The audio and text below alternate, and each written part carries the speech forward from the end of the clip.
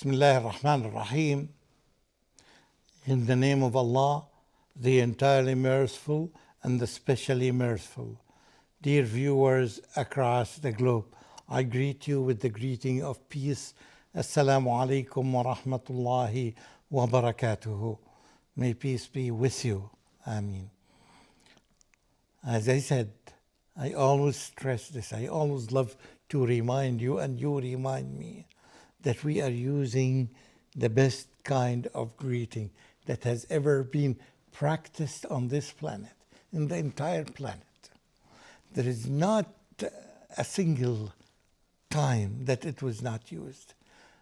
The messengers of Allah who came throughout all these ages, they used it. And the final messenger of Allah, this was his favorite kind of greeting. So it is our favorite kind of greeting because it spreads out peace and makes the entire atmosphere full of peace and comfort. And that's what everyone needs. Today we have a verse in the Quran, of course, the words of Allah subhanahu wa ta'ala. It carries the exact words of Allah. It's so beautiful. Let me tell you, it's chapter number 35, Surah Faatir, and ayah number 32. Ayah number 32. I will read it first in Arabic. أعوذ بالله من الشيطان الرجيم. ثم أورثنا الكتاب الذين اصطفينا من عبادنا فمنهم ظالم لنفسه ومنهم مقتصد ومنهم سابق بالخيرات بإذن الله ذلك هو الفضل الكبير. This can roughly be translated. Then we gave the book. We gave the book. I think we discussed it in many previous episodes that when it says the book, al-kitab, remember the beginning of Surah Al-Baqarah, ذلك الكتاب لا ريب فيه. ذلك الكتاب, when it says al-kitab, it refers to the Holy Quran. So this is a linguistic benefit, which is very essential for understanding the Quran. Then we gave the book, the Quran, an entrance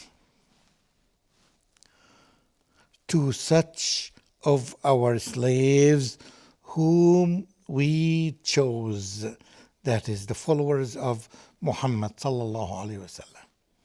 Then of them, or among them, are some who wrong their own selves. Do you wrong? Do you do any wrong to yourself? And of them are some who follow a middle course. And of them are some who are, by Allah's permission, become foremost in good deeds. That inheritance of the Quran, that is indeed a great grace that you achieve in your life. Although this is one verse, this is one ayah, but I would leave it for you to do some research to see how important this kind of knowledge for you. You can see the amount of knowledge that you can deduce. I'm quite sure that you will find some scholars have made entire lectures about this verse. And you can do the same thing. Some others wrote books about it. First of all, you understand that Allah subhanahu wa ta'ala selected the nations. Allah, this is a sign of the love of Allah for the nation of Muhammad sallallahu alaihi wasallam. Not because of the color of their skin, not because of their tradition. No. Because they are the followers of Muhammad sallallahu alaihi wasallam. He selected those, he chose them, the ones who are called Muslims, in other words, the ones who are obedient to Allah, the ones who submit and surrender themselves to Allah. Because of this quality, Allah loves them. When you surrender yourself fully in all your action and deeds and decisions to only Allah, again I highlight the word only Allah, because He is the only Lord in the entire universe. When you do this, Allah loves you. And that's why Allah loved other nations and Allah loved other people before the nation of Muhammad when they reached the same level of obedience to Him and Him alone. So this is not a very special quality for Muhammad, rather it is a special quality for all believers across ages. Here Allah subhanahu wa ta'ala said that we made those people, the believers, the followers of Prophet Muhammad sallallahu alaihi wasallam, to inherit the book, to inherit the Quran. So they are the inheritors, we are the inheritors with the Quran. The question that comes after this, what do we do with the Quran? What did you do with the Quran? Did you benefit yourself from it fully? Did you get the maximum amount of benefit from it? At least, did you do your work, or you left it, or you neglected it? Some people neglected it. Some people benefit little from it. They did not neglect it fully. Some people took what they can from it, but they were not serious and sincere enough, so they did not get what they were supposed to get. Rather, the last category of three people, these are three approaches. We said that the first category, the first group, neglected or did not benefit fully from it. The last group is the one who benefited a lot from it. And here's what Allah subhanahu wa ta'ala called them. Yes, this beautiful ayah. He said that they were almost foremost in front of everyone. They wanted to get the maximum.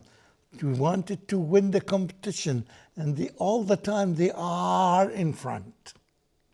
In any good thing that Allah asked us to do in this Quran, they were the foremost. السابقون السابقون, the winners, the one who run first, the first runner. I'm quite sure you can help yourself by remembering some of the names that fall under this category. They are always eager to be in the front.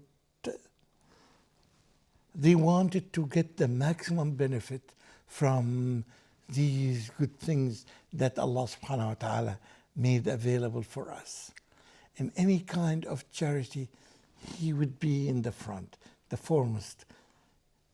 In any kind of good deed, He would be in the front. Look at the memorizers of the Quran. Children who don't speak Arabic, the language of the Quran, yet they did a lot of effort with the help of Allah and the help and the arrangement that their families have done for themselves to make them be among the foremost. This is the group that Allah subhanahu wa ta'ala loves and favors. And ذلك, as Allah subhanahu wa ta'ala said, هو الفضل الكبير. This is the great grace, the great achievement that we can do in our life is this one. In all these areas of doing something good, something that Allah loves, you try to be in front. You want to be the foremost. You try to push yourself and do hard work in order to be there. Helping others. For example, remember some of the people who did their job and trying to spread Islam in some countries, who carried Islam and did all the work and used all their money to help others. Look at Uthman ibn Affan radiallahu anhu. When he used his own money, I feel ashamed to mention this in front of everybody. He used his own private money to provide the provision for an entire army that helped the Muslims to be victorious. Have you ever done this? Have you been one of those who paid your entire money to help in a charity act at least once in your lifetime? Once in your lifetime. And this is what Allah is talking about. So these are two categories. One of them were muqtasidun. They were just doing the middle course, midway. He or she does not really want to be in front, and he and she does not want to be in the back. They want to be in the middle course. Muqtasidun. And some others want to be in the back. They don't do what Allah subhanahu wa ta'ala asks them. They take the minimum amount and they do it. This is their level of aspiration. This is their ambition. They are not too energetic to do some work to put them close even to the foremost. They are satisfied with what they can do, and they don't want to try to do better. Versus the other two categories. The one in the middle course, muqtasidun. So the first one, Allah labeled them as they did wrong to themselves. ظَالِمٌ لِنَفْسِهِ. Why? Because they did not do what they were supposed to do. In other words, they deprived themselves from a lot of rewards from Allah subhanahu wa ta'ala. They are the ones who did this wrong to themselves. It's nobody, under no pressures. All the situations were around them were favoring them to do better than what they have done. Yet they were not so into it. Whereas the other category in the middle course were better than them. Yet they were not the foremost. The foremost were the last category. منهم سابق للخيرات. So the three categories now. This is what competition in doing good, in being a perfect Muslim. Not to be, I am just okay, I am just doing this.